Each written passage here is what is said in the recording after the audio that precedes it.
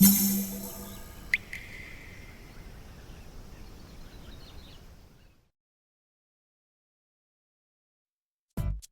うも、底辺アクアリスト黄昏です。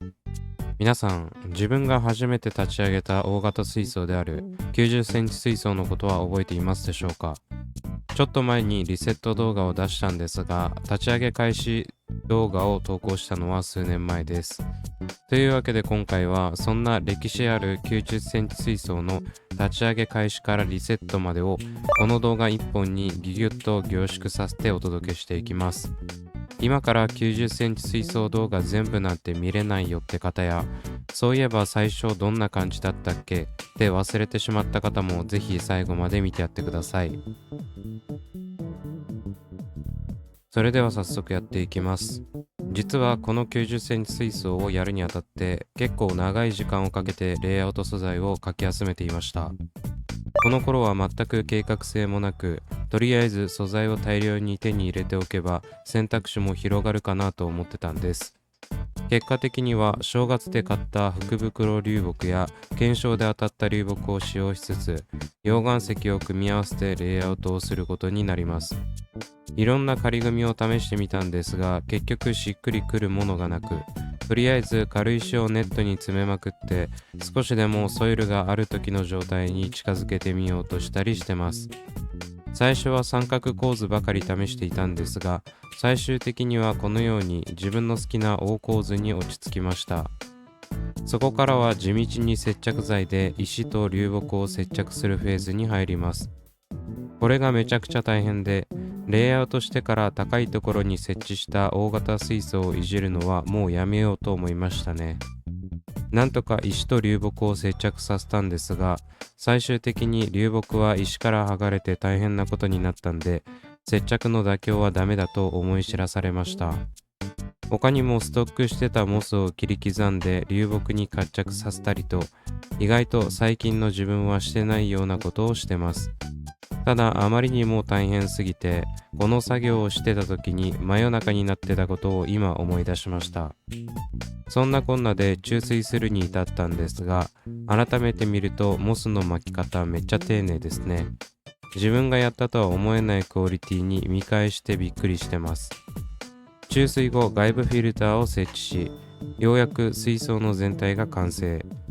この動画ではさらっと流れてますけど、ここに至るまでがめちゃくちゃ大変でした。そこからは肝心の水草の植栽に入るんですが、最初に着手したのは流木周りの中継層です。使用するのは水草ストック水槽として立ち上げた60センチ水槽の中にある陰性水草。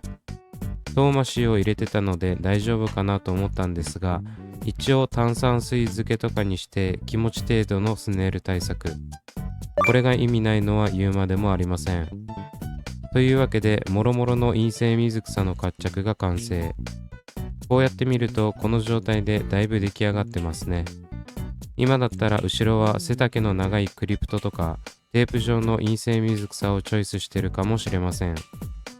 そんな今の自分の考えは届くはずもなく、トリミングしたロタラや組織培養水草を使って後継層を植栽していきます。この時はまだ組織培養水草安かったですね。お店を選べば今もこれより安い値段で買えるところはありますが、現在はこの店で買うと1600円くらいします。この時は確かいろんな水草を使ってみたいということで、めちゃくちゃいろんな種類の後継層を使ってました。そのおかげである程度最初のうちから密度高く植栽できてます。そんな感じで全ての水草が植栽し終わってから徐々に苔が生え始めたため、苔取り生態を導入。いい感じに働いてくれました。肝心の水草はすこぶる調子が良く、この時に大型水槽の水質の安定感を実感しましたね。やはり水槽はでかけりゃでかいほど楽。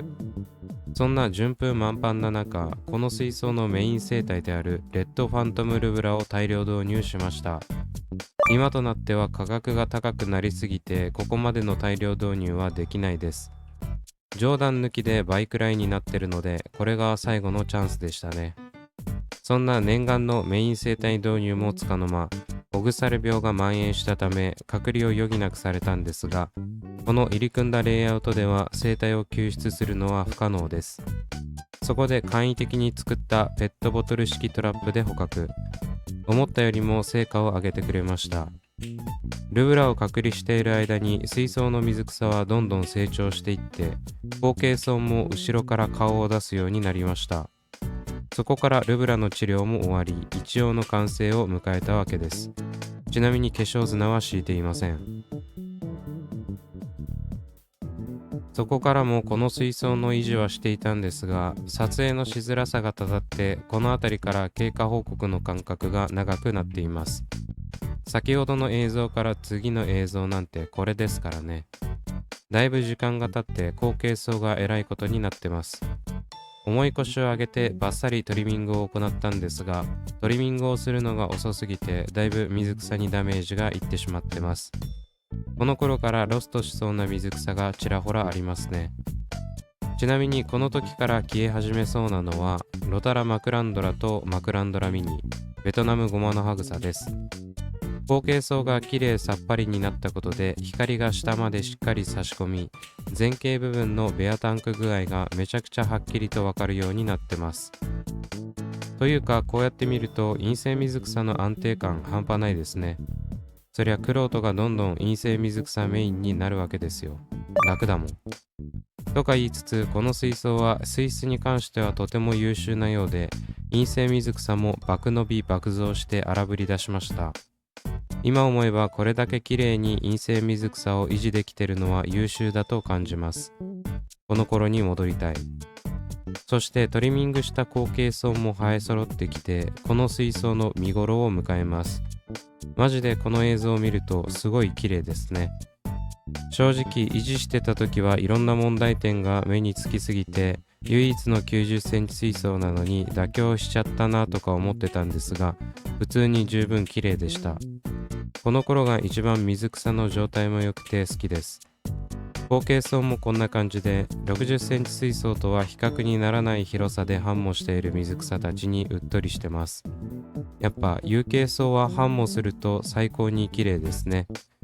そこからどんどんと陰性水草、主にモスが荒ぶり出して大変なことになってます。後継層のメンテがしづらくなるレベルでモサモサになり、左側のミクロソリウムなんて巨大化しすぎて水槽の壁面についちゃってます。やはりレイアウト水槽はレイアウトして終わりじゃなく、綺麗な水形をいかに長く維持できるかが一番力量が試されるところですね。というわけで、そんな状態を放置していたら水槽内が暗黒面に落ちました。こうやって時間が経ってから客観的に水槽内の状態を見ると、改めてそのヤバさがわかりますね。正直この時期の水槽状況動画を作成してた時も、ちょっとタイトルとか持ってるけどまあいっかみたいな感じで過小評価してましたが、今思えば十分にやばいです。この状態で放置できるのは対陰性がある陰性水草のなせる技ですね。ここでさすがにやばいと思ったのか、ようやく陰性水草の間引きを行います。ただあまりにも状態が良すぎて引っこ抜くのですら困難を極めます。石に活着させてポン置きしてただけなのに、他の石にまで根を下ろしてがっつり活着して微動だにしません。レイアウトが崩壊しないようにめちゃくちゃ慎重に抜きました。結果的になんとか引き抜くことに成功したんですが、仕事が雑すぎてすごくみそぼらしくなってしまいました。ついでに有形層もトリミングしたので、間引いた水草が大変なことになってます。これだけ大量に間引いたらそりゃすっきりしますよね。本当はちょっといじる程度に考えていたのに、気づいたら丸1日がかりで作業してました。そしてこれだけでは終わらず、トリミングした有形層を選定し、差し戻しを行います。マジで大変すぎて90センチ水槽を放置すると痛い目を見るということに気がつきました。ただ有形層はトリミングしたものは差し戻せばいいだけなんですけど、間引いた陰性水草の行き場がない。ということでわざわざ30センチキューブ水槽を立ち上げストックすることに。この時にスネールを根絶させるためにキュプラミンも投与しました。面倒なんでこのまま売ろうかなとも考えたんですが、自分のうちの極悪スネールを他の方の水槽に侵入させてはいけないと思い踏みとどまってます。そこから徐々にモスとかも増えていったんですけど、先ほどお見せした全盛期とは程遠い状態が続きます。後ろの有形層も差し戻ししたのはいいものの、スカスカでなんとも元気がない。この頃から水槽内の環境も思わしくなくなり、水草自体の活性も落ちてきましたね。おそらくソイルの水質調整作用効果がなくなったんだと思います。やはり弱酸性に保ってくれるソイルの力は偉大ですね。そこからはなんとなくモチベも上がらず、モサモサのモスはそのままになり、小汚い水槽になってしまいました。正直一番のモチベ低下の原因はスネールなんですが、もう少し頑張ればよかったなと反省しています。最終的に何度もスネール駆除を試みるうちに生態に被害が及び、この水槽ではスネールを根絶することは不可能と判断し、リセットするに至りました。というわけでいかがだったでしょうか。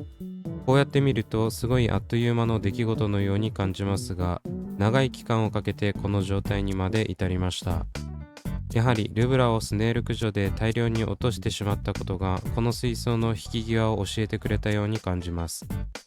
今まではあまりこの90センチ水槽は納得のいく出来栄えではなく失敗だったなと思っていたんですが、改めて動画を見返してみて、全盛期はマジで綺麗だったなと確認することができました。ただその状態が刹那的に終わってしまっては元も子もないので、これからはああいった綺麗な状態をいかに維持し続けられるかに重きを置いて水槽管理をしていければと思います。そもそもまだ新しく90センチレイアウト水槽も立ち上げてないんで、いつの話になるかはわかりませんが、皆さんもたまには昔立ち上げたレイアウト水槽の全盛期の写真とかを見返してみて、あの頃の水景を客観的に見てみてはいかがでしょうか。